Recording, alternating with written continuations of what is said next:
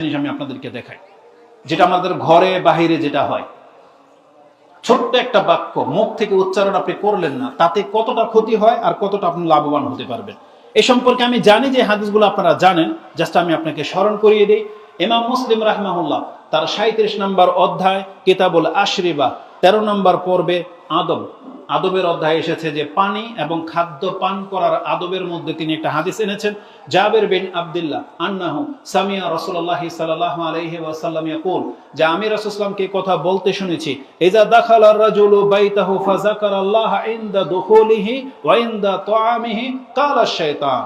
একজন ব্যক্তি যখন বাড়িতে ঢোকার সময় এবং খাদ্য খাওয়ার সময় যখন আল্লাহর নাম স্মরণ করে, মানে বিসমিল্লাহ বলে, কালা শয়তান, শয়তান তখন বলে, লা মাবিতা লাকুম ওয়ালা আশা, আজকে তোমাদের জন্য, শয়তানের সন্তান বা সঙ্গীদেরকে বলে, আজকে এই বাড়িতে ঢোকারও কোনো অপশন নাই, রাত কাটাতে পারবা না, আর এই বাড়িতে আজকে তোমাদের রাতের খাবারও জুটবে না, কারণ এই ব্যক্তি বিসমিল্লাহ বলে নিয়েছে।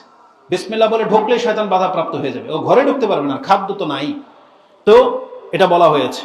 ওয়ালা আশা ওয়াইজা দাখালা ফালাম ইয়াযকুরিল্লাহ ইনদা দুখুলিহি ওয়া ইনদা তুআমিহি, আর যখন কোনো ব্যক্তি বাড়িতে ঢোকার সময় বিসমিল্লাহ বলল না আর খেতে বসেও বিসমিল্লাহ বলল না, কালা শয়তান, তখন শয়তান বলে, কালা আদরাকতুমুল মাবিতা ওয়াল আশা, আজকে চলো এই বাড়িতে আমাদের থাকারও ব্যবস্থা হয়ে গেছে এবং এই বাড়িতে আমাদের খাদ্যেরও ব্যবস্থা হয়ে গেছে। তার মানে শয়তান তখন আমাদের সাথে রাত কাটায় আর শয়তান তখন আমাদের সাথে খায়। শয়তান আমাদের সাথে রাত কাটালে রেজাল্ট কি? এই জন্য অধিকাংশ মানুষ ফজর নামাজ পড়তে পারেন না, এই জন্য রাত ভরে আপনি মুভি দেখেন, এই জন্য আপনার ঘরে নেশা চলে, এই জন্য আপনার ঘরে যা খুশি তা হয়, গালাগালি হয়, ঝগড়া লেগে যায় স্বামী স্ত্রীর সাথে, রাত ভরে এইভাবেই চলতে থাকে, পোলাপান সবকিছু। কেন? শুধু এই বিসমিল্লাহ এতটুকু শব্দ উচ্চারণ না করার কারণে। আর আজকে আমরা যা খাচ্ছি সবই আমাদের ইফেক্টেড হয়ে যাচ্ছে, সাইড এফেক্ট, যে সবকিছু গ্যাস তৈরি করে দেয়, আপনাকে ক্যান্সার ধরিয়ে দিচ্ছে, আপনার বরকত হচ্ছে না। বাচ্চারা দেখবেন খায় কিন্তু খিটখিটে, একেবারে হালকা পাতলা, শরীরের কোনো গোশতই হয় না, অথচ খায় কিন্তু অনেক। কেন? তাহলে হতে পারে সে বিসমিল্লাহ বলে না। এই জন্য আমাদেরকে এগুলো গুরুত্বের সাথে নিতে হবে। তাহলে ছোট্ট একটা আদব রক্ষা না করার কারণে শয়তান আপনার সম্পত্তিতে এবং আপনার সন্তানের মধ্যে অংশ নিচ্ছে, শুধু বিসমিল্লাহ ইসলামের এই ছোট্ট একটা আদব রক্ষা না করার কারণে। আরেকটা হাদিস নিয়ে নেন, কেউ যদি গোসলখানায় মানে বাথরুমে ঢোকার সময় বিসমিল্লাহ না বলে, তাহলে তার লজ্জাস্থান জিনের জন্য হালাল হয়ে যায়। মানে জিন তখন এগুলো দেখতে পায় আর হাসে, পারলে সেখানে স্পর্শ করো। রাসূলুল্লাহ সাল্লাল্লাহু আলাইহি সাল্লাম বলেছেন, আন আলী ইবনে আবি তালিব আন্না রাসূলুল্লাহ সাল্লাল্লাহু আলাইহি ওয়াসাল্লাম ক্বালা সাতরু মা বাইনা বনি আদম, সাতরু মা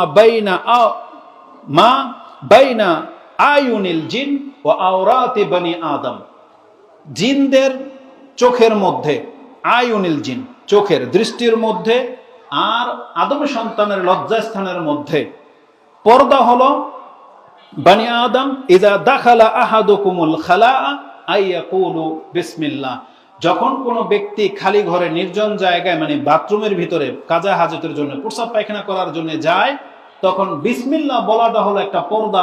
এটা জিন আর তার লজ্জাস্থানের মাঝে পর্দা পড়ে যায়। মানে কোনো ব্যক্তি যদি বিসমিল্লাহ বলে ঢোকে, আপনি কাপড় খুলবেন, জিন আর আপনার লজ্জাস্থান দেখতে পাবে না, সে যদিও আপনার কাছেই থাকুক না কেন, কিন্তু দেখতে পাবে না। এটার মূল বিষয় হলো, বর্তমানে এডিটিং করে অনেক কিছু করা হয়।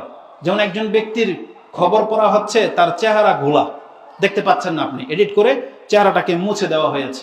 তাহলে এটা যদি এডিট করে সম্ভবপর হয়, আপনি জেনে নেন আল্লাহর কালাম, আল্লাহর নামের মধ্যে সেই ক্ষমতা আছে যে জিন তখন আর কিছু দেখতে পায় না। আল্লাহ সুবহানাহু ওয়া তাআলার সেই ব্যবস্থা করে রেখেছেন। অতএব এই হাদিসটি আপনি তিরমিজিতে পেয়ে যাবেন 606 নম্বর হাদিসে। তার মানে ইসলামের ছোট্ট একটা আদব, আজকে যদি এটা আমরা আমলে না নেই, তাহলে আজকে আমাদের লজ্জাস্থানের যে ক্ষতিগুলো হচ্ছে, তার মূল পেছনে কারণ হলো আল্লাহ সুবহানাহু ওয়া তাআলার নাম উচ্চারণ না করার কারণে। আর যাদের সহবাসের পরে যে বাচ্চা হয়, সেখানেও বিসমিল্লাহর কথা আছে, যে বিসমিল্লাহ বললে শয়তান তখন সেখানে অংশ নিতে পারে না। এভাবে অনেকগুলো কথা আপনার কাছে দেখানো যেতে পারে।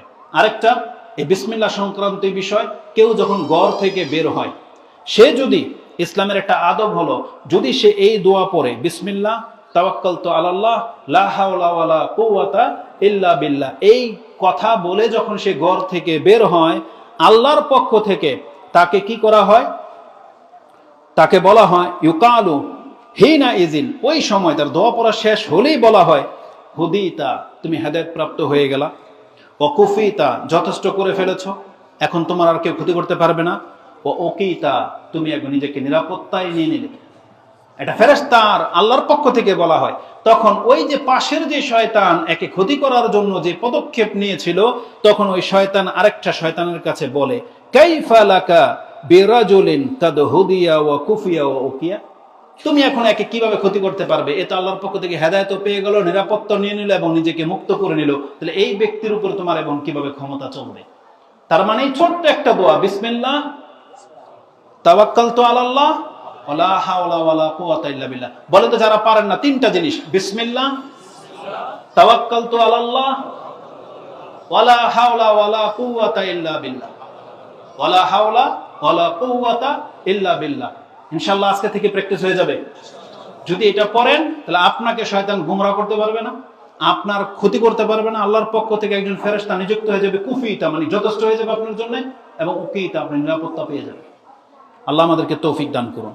তাহলে ইসলামের এই ছোট্ট একটা আদব আমরা রক্ষা করে চলি না বিদায় আজকে অধিকাংশ মুসলিমরা আমরা ঘর থেকে যখন বের হই, আমাদের যত রকমের গুমরাহি কাজ সেটা আমরা করি, মানুষের সাথে মূর্খামি করি, মানুষের সাথে আমরা নিজে অন্যকে লাঞ্ছিত করি, নিজেও লাঞ্ছিত হই। এই মর্মে আরেকটি দোয়া আছে, ওটা আপনারা পড়বেন যে আল্লাহুম্মা ইন্নী আউযু বিকা আন আদিল্লা আও উদাল আও আজিল্লা আও উজাল আও উজলিমা আও আজলামা আও আজহালা ও ইউজহালা আলাই। দেখে নেবেন বিভিন্ন শব্দে হাদিসটা আছে যে আল্লাহ আমি তোমার কাছে আশ্রয় চাচ্ছি, আমি যেন কাউকে গুমরাহ না করি, কেউ যেন আমাকে গুমরাহ করতে না পারে, আমি যেন কারোর সাথে মূর্খামি না করি, কেউ যেন আমার সাথে মূর্খামি না করতে পারে, আমি যেন কাউকে লাঞ্ছিত না করি, কেউ যেন আমাকে লাঞ্ছিত করতে না পারে, আমি যেন কারো উপর জুলুম না করি, আল্লাহ আমার উপর যেন কেউ জুলুম না করতে পারে। চিন্তা করা যায় ইসলাম, তাহলে ইসলাম অন্যকে জুলুম করা কখনোই শেখায় নাই, অন্যকে লাঞ্ছিত করা, অন্যের ক্ষতি করা, এটা ইসলাম কখনোই শেখায় নাই। কিন্তু আজকে আমরা ইসলামিক আদব মেনে চলি না বিদায় আজকে আমাদের দ্বারা সবকিছু হয়ে যাচ্ছে, অন্য লাঞ্ছিত হচ্ছে, আমাকেও লাঞ্ছিত করা হচ্ছে, সবকিছু। আপনি ভেবে নেন যে বিষয়টা কতটা সেন্সিটিভ।